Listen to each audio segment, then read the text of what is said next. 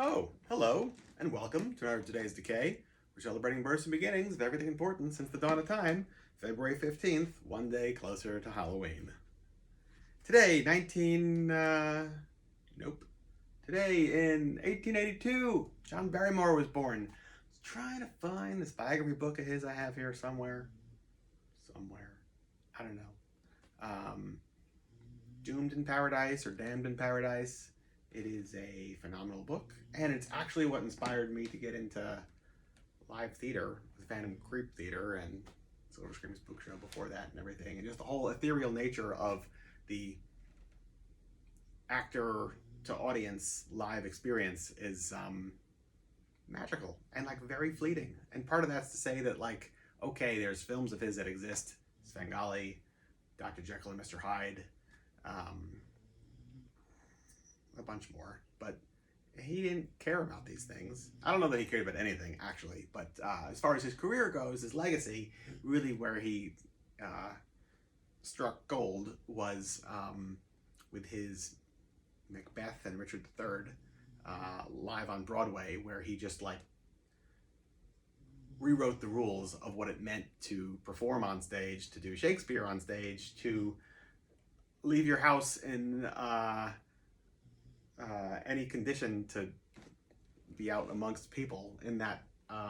Okay, so in the 20s you have flappers, right? But like, what's the male equivalent?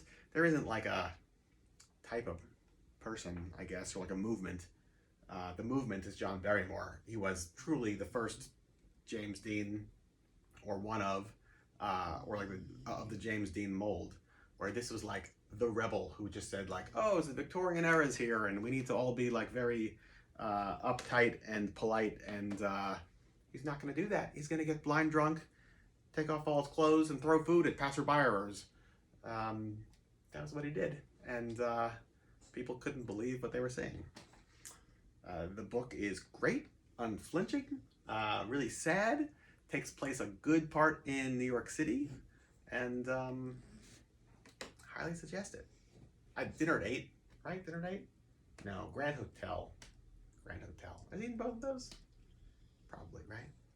Doesn't matter. Point is, the book and his life force is really captured in this story. So, yeah. Go read that book, wherever it is. What else today? Excuse me.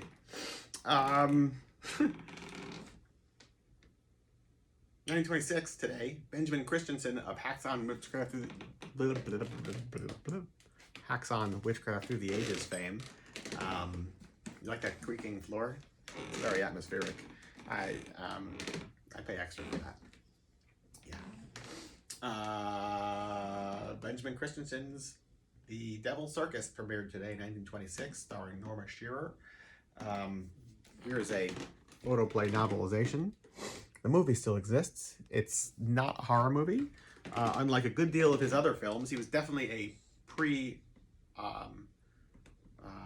horror film genre director who kept going back to doing The Haunted House, which is a lost movie, Seven Foot Prince of Satan, which is not a lost movie and really worth seeing.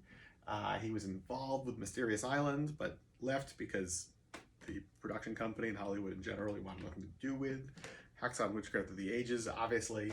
So in this one, it starts off with like this devil overlooking the globe, like as if it's like a puppet master or something like that. But it's just a really great circus movie from 1926. I feel like I've sold it, and now I'm going to move on. Big Joe Turner's Shake, Rattle, and Roll premiered today. No, recorded today, 1954, not premiered. I mean, is there a better dance song? I don't know.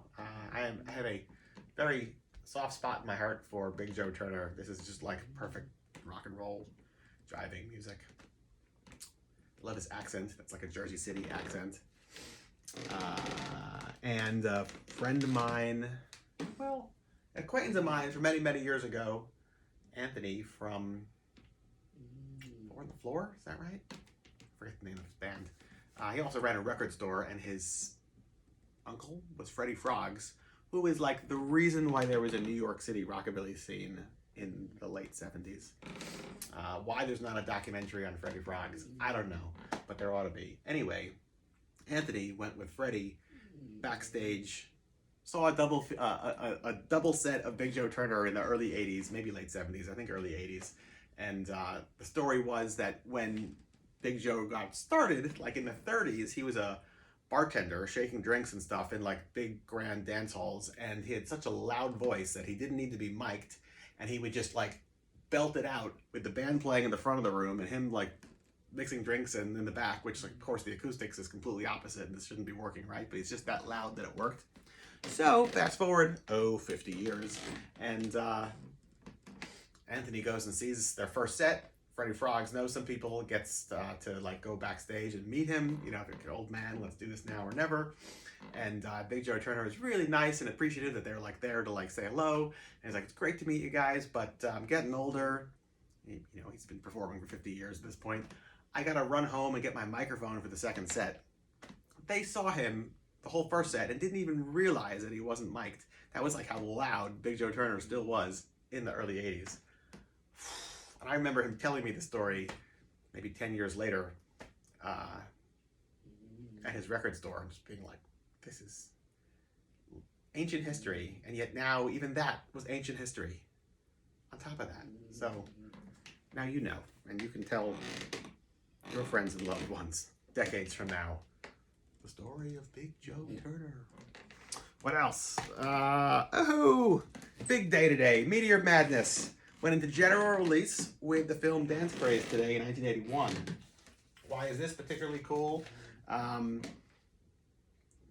was no MTV. There was no real rock and roll radio shows, or not much.